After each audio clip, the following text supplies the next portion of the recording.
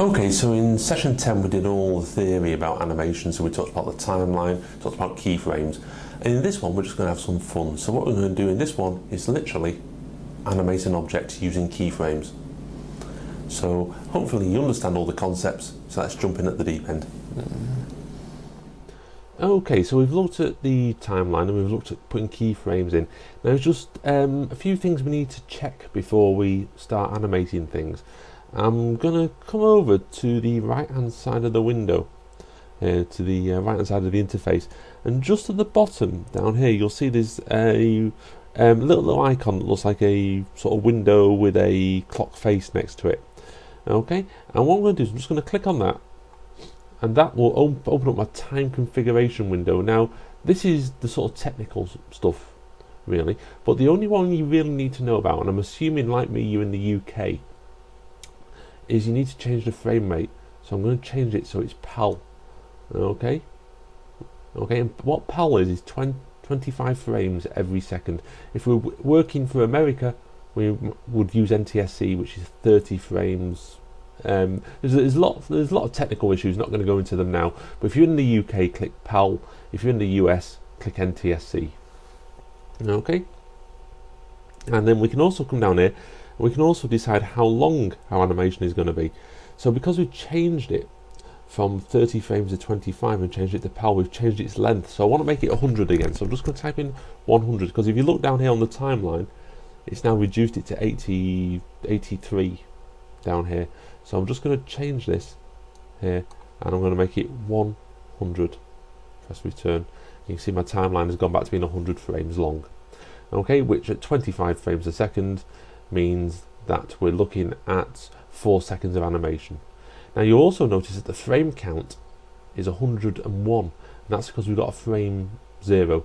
So if I really wanted to be precise and have 100 frames, I could type in 99, and then I know that's exactly 100 frames, okay, or 4 seconds long.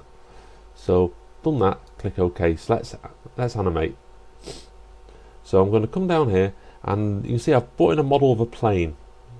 Okay, so what I'm going to do, just like we did last time, click on Auto key, and I'm quite happy where it is actually on frame 0, so I'll just take it back a little bit, give it a little bit more of a running. Okay, and then what I'm going to do is perhaps take it to frame 50, and I might go frame 50, and I'll pull it along until it's in the middle of my scene, and I might try and make it like it's taking off slightly, so I'll lift it a little bit.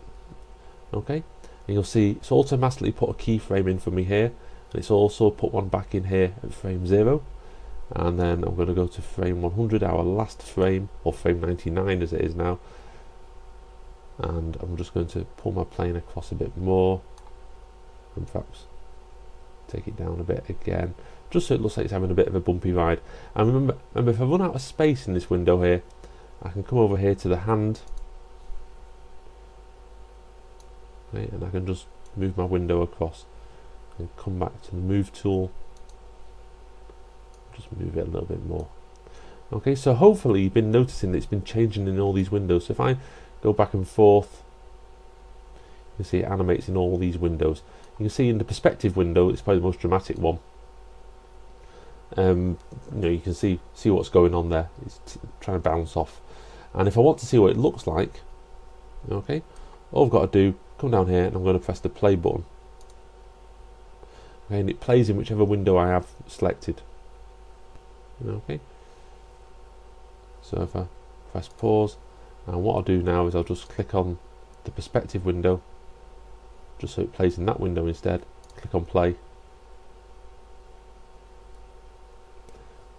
You can see there's the plane taking off, and you can see the timeline going along the bottom. Okay.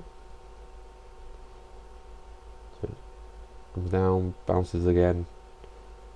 Okay, so it's fairly easy. Just putting in keyframes, you can animate stuff, and we've just put in 3 keyframes there, and 3D Studio Max has animated all the rest for us.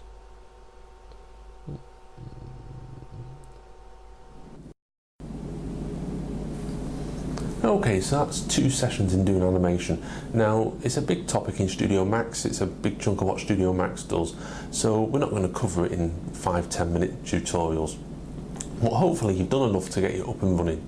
Okay, so we've really only got one more tutorial to do, which is actually rendering our images out.